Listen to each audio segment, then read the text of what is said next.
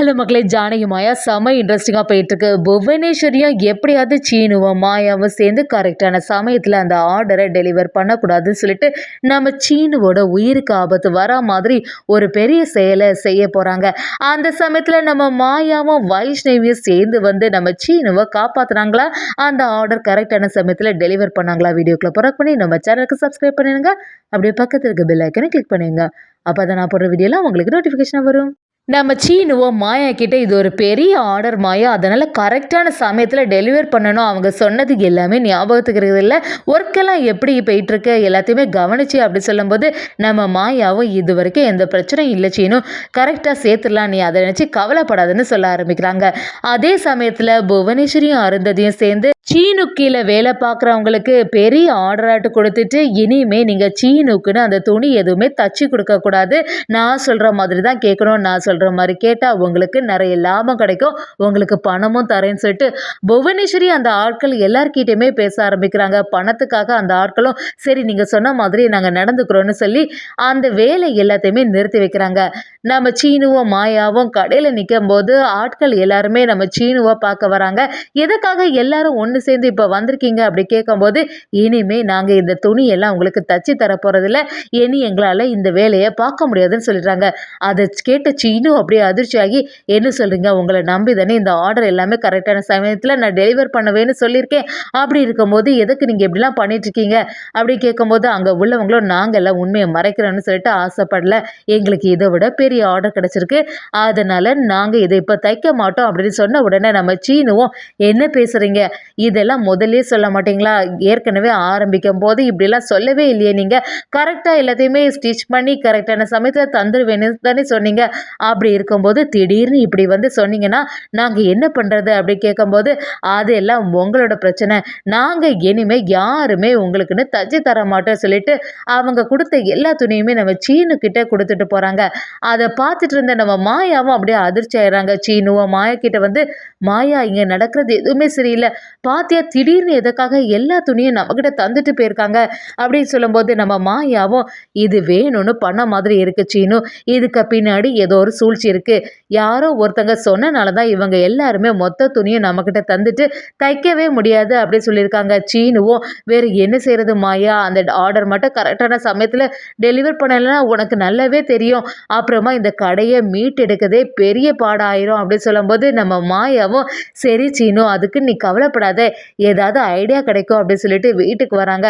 நம்ம ஜானகியும் சீனு கிட்ட, என்ன சீனு உன்னோட கடை இதெல்லாம் எப்படி போயிட்டுருக்கு, என்னாச்சு, ஆர்டர் எல்லாம் கரெக்டான சமயத்தில் டெலிவர் பண்ணிடலாம்ல, அந்த வேலைகள் எல்லாம் நல்லா நடந்துட்டுருக்கா அப்படின்னு வீட்டில் உள்ளவங்க எல்லாரும் கேட்கும்போது சீனு ரொம்பவே ஃபீல் பண்ணிட்டு இருக்காங்க. கடையில் ஒரு பெரிய பிரச்சனை ஆகிட்டு, நம்ம கீழே வேலை பார்க்குறவங்க யாருமே அந்த துணி எல்லாமே தச்சு தரவே மாட்டோம், அந்த துணி எல்லாத்தையுமே மறுபடியும் நம்மக்கிட்டேயே தந்துட்டாங்க, அது மட்டும் இல்லாமல் இதோட பெரிய ஆர்டர் கிடச்சிருக்கு, அதனால் இனிமேல் இங்கே வந்து நாங்கள் இந்த மெட்டீரியல் எல்லாம் எடுக்க போகிறதில்ல அப்படின்னு சொல்லிட்டு திருப்பி தந்துட்டு போயிட்டாங்க அப்படின்னு சொன்ன உடனே நம்ம மணியும், என்ன சொல்கிற சீனு, அது எப்படி இப்படிலாம் செய்வாங்க அப்படின்னு சொல்லும்போது, நம்ம சீனுவும் ஆமாம் எனக்கும் அதுதான் புரிய மாட்டேங்குது, எப்படியாவது கரெக்டான சமயத்தில் இந்த துணி எல்லாமே ஸ்டிச் பண்ணி கரெக்டாக டெலிவர் பண்ணணும், அதுதான் எனக்கு பயங்கரமாக டென்ஷனில் இருக்குது, இப்போ கடைசி நேரத்தில் யார்கிட்ட போய் கேட்டாலுமே அவங்க தச்சு தருவாங்களான்னு தெரிய மாட்டேங்குது அப்படின்னு சொல்லி நம்ம சீனு ஃபீல் பண்ணிட்டு இருக்கும்போது, நம்ம மாயாவும் மணி எல்லார்கிட்டையும் சேர்ந்து இதுக்கு பின்னாடி ஏதோ ஒரு சூழ்ச்சி இருக்குது, யாரோ ஒருத்தங்க வேணும்னு தான் இந்த மாதிரி செய்திருக்கணும், எல்லாத்துக்கும் காரணம் அந்த புவனேஸ்வரியா தான் இருக்க வாய்ப்பு அதிகம், சரி இப்போ நம்ம என்ன பண்ணுறது, எப்படியாவது கரெக்டான சமயத்தில் அந்த ட்ரெஸ் எல்லாமே நமக்கு வந்து சேரணுமே அப்படி சொல்லும்போது, நம்ம மணி எல்லாரும் சரி நீ எதுவுமே கவலைப்படாத மருமோளே, உனக்கு தான் ஐடியா நிறைய இருக்குமே, ஏதாவது யோசிச்சு பாரு, ஏதாவது வழி இருக்கான்னு கேட்டுப்பாரு அப்படி சொல்லும்போது, நம்ம ஜானகியும் சீனுக்கிட்ட, சீனு எனக்கு தான் தையல் தெரியும்ல, அதனால நானும் உனக்கு ஹெல்ப் பண்ணுறேன் அப்படி சொல்லும்போது, நம்ம மாயாவுக்கு ஒரு ஐடியா வருது, நீங்கள் சொல்கிறது எல்லாமே சரியாக தான் இருக்குது பெரியம்மா, நம்ம குடும்பமாக சேர்ந்து அந்த துணி எல்லாத்தையுமே தைக்கிறதுக்கு தயாராகலாம் அப்படி சொல்லும்போது, நம்ம சீனுவும் மாயா உன்னோட ஐடியா நல்லா இருக்குது, ஆனால் நிறைய துணி ட்ரெஸ் மெட்டீரியல்ஸ் எல்லாமே இருக்கும்போது எல்லாத்தையும் நம்ம ஒரு ஆட்கள் ஒரு குடும்பம் மட்டும் எப்படி பண்ண முடியும் அப்படின்னு சொல்கிறாங்க.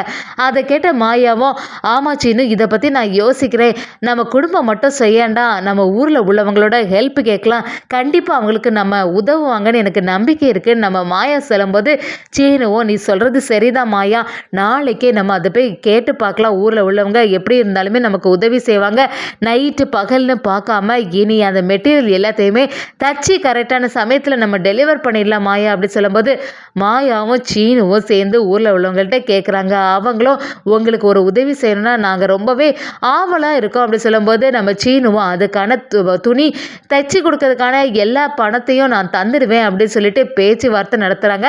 அதுபடியே அந்த ஆட்களும் சரின்னு சம்மதிக்கிறாங்க.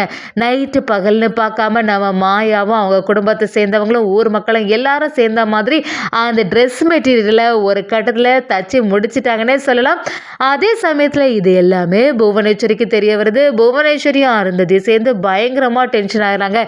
எவ்வளோ தைரியம் இருந்தால் இப்படிலாம் செய்வாங்க, நம்ம எப்படியாவது இந்த ஆர்டர் அவங்க கரெக்டான சமயத்தில் போய் சேர விட மாட்டாங்கன்னு பார்த்தா இங்கே ட்ரெஸ்ஸே தச்சு எல்லாமே பாக்ஸுக்குள்ளே ரெடியாக வச்சுருக்காங்களா, இதை சும்மாவே விடக்கூடாது அப்படின்னு சொல்லிட்டு அருந்ததியும் சேர்ந்து, என்ன சித்தி இவங்க எல்லாம் ட்ரெஸ்ஸு தச்சிட்டாங்க, இனி எப்படி என்ன பண்ண போகிறீங்க அப்படின்னு கேட்கும்போது, புவனேஸ்வரியும் வேறு என்ன, அவங்க தச்சு எடுத்துகிட்டு போகிறாங்கல்ல அந்த பாக்ஸ் அந்த ட்ரெஸ் மெட்டீரியல் எல்லாத்தையுமே அப்படியே அந்த இடத்துலையே தடையும் தெரியாமல் அழிச்சிட வேண்டியதான், எரிச்சிட வேண்டியதான் அப்படின்னு சொல்கிறாங்க. அதை கேட்ட அருந்ததியும், நீங்கள் சொல்கிறது சரியாக தான் இருக்குது சித்தி அப்படி சொல்லும்போது, வைஷ்ணவி நம்ம அருந்ததி கிட்ட வந்து, பாப்பிம்மா நீ செய்கிறது எதுவுமே சரியில்லை, நீ ரொம்பவே நல்ல பொண்ணு பாப்பிம்மா, இந்த மாதிரிலாம் ஒரு செயலை செய்யறதுக்கு சம்மதிக்காத அப்படி சொல்லும்போது, அருந்ததியும் என்ன நீ இதை போய் பேசிகிட்டு இருக்க, அந்த மாயாவை பற்றி உனக்கு நல்லாவே தெரியல, என்னோட டான்ஸ்குள்ளேயே இழுத்து மூடிட்டா, அப்படிப்பட்டவளை நான் எப்படி முன்னேற விட முடியும், எப்படி இருந்தாலுமே மாயாவோட அழிவு என் கையில் தான் இருக்குது அப்படின்னு நம்ம அருந்ததியும் பயங்கரமாக கோபத்தில் இருக்காங்க. வைஷ்ணவிக்கும் மாயா பண்ணக்கூடிய நல்ல செயல் எல்லாமே ஞாபகத்துக்கு வருது, எப்படியாவது இதை தடுத்து நிறுத்தணுமேனு நீ யோசிக்கிறாங்க. இன்னொரு சைடு பார்த்தீங்கன்னா மாயாவும் சீனு கிட்ட வந்து, சீனு பாக்ஸ் எல்லாமே ரெடி ஆயிட்டு எல்லா பாக்ஸும் கரெக்டாக இருக்குது, இந்த இதில் ஏற்றிடலான்னு சொல்லிட்டு வண்டியில் எல்லாத்தையுமே ஏற்ற ட்ரை பண்ணுறாங்க. சீனுவோ சரி எல்லாமே ஒன்னால தான் மாயா முடிஞ்சது, நீ கொடுத்த ஐடியானால தான் கரெக்டான சமயத்தில் பாக்ஸ் எல்லாமே ரெடி ஆயிருக்கு அப்படின்னு சொல்லிட்டு ஒரு ஆள்கிட்ட சரி இதை எடுத்துட்டு போங்க, நானும் பின்னாடி பைக்கில் ஃபாலோ பண்ணிட்டு வந்துடுறேன்னு சொல்லிடுறாங்க.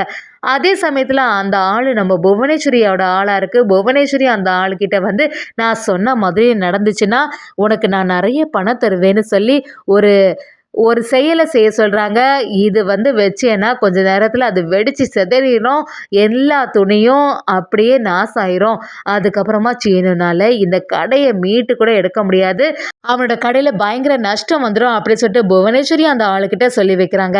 அப்படி கொஞ்சம் தூரம் போன உடனே அந்த ஆளை நம்ம சீனுக்கு ஃபோன் பண்ணி, நான் இப்படி ட்ரைவ் பண்ணிட்டு வந்துட்டு இருக்கும்போது இடையில வண்டி ஸ்டாப் ஆகிட்டு நீங்கள் கொஞ்சம் வந்து பாருங்களேன்னு சொல்லிடுறாங்க. சீனுவும் என்னாச்சோ ஏதாச்சும்னு பதறிப்போய் அந்த இடத்துக்கு வராங்க. கரெக்டாக அந்த ஆளை யாருக்கும் தெரியாமல் அந்த பொருள் எடுத்து ட்ரெஸ் மெட்டீரியல் கூட அப்படியே வச்சிடுறாங்க. அந்த இடத்த விட்டு எஸ்கேப் ஆகிடுறாங்க. நம்ம சீனு வந்த உடனே நான் ஸ்டார்ட் பண்ணி பார்த்தேன், எதுவும் ஸ்டார்ட் ஆகலை, நீங்கள் ட்ரை பண்ணி பாருங்களேன் அப்படி சொல்லும்போது சீனுவும் அந்த வண்டியை ஸ்டார்ட் பண்ணுறதுக்கு ட்ரை பண்ணுறாங்க. புவனேஸ்வரி அருந்ததி சூழ்ச்சி எல்லாத்தையுமே தெரிஞ்சுக்கிட்ட வைஷ்ணவியும் மாயாவையும் சீனுவும் எப்படியாவது காப்பாற்றணுமே அப்படின்னு சொல்லிட்டு மாயா கிட்ட ஓடி வந்து எல்லா உண்மையும் சொல்லிடுறாங்க. மாயாவும் வைஷ்ணவியும் சேர்ந்து சீனு அதுக்கு தானே போயிருக்கான்னு சொல்லி ஒரு கட்டத்தில் அந்த இடத்துக்கு வந்து சீனு கரெக்டாக ஸ்டார்ட் பண்ணும்போது நம்ம மாயாவும், சீனு இந்த வண்டியிலேருந்து தயவு செய்து இறங்கிரு, இந்த பாம்பு வச்சுருக்காங்க வெடிச்சிட போகுதுன்னு சொல்லிட்டு நம்ம சீனுவோட உயிரை காப்பாற்றுனது மட்டும் இல்லாமல் வைஷ்ணவி என்ன தான் தியாகம் பண்ணாலும் நல்லபடியாக அந்த மெட்டீரியல் எல்லாமே நல்லபடியாக சேஃபாக இருக்குதுன்னு சொல்லலாம். நம்ம சீனு கரெக்டான சமயத்தில் அந்த ஆர்டரை டெலிவர் பண்ணிட்டாங்களே சொல்லலாம்.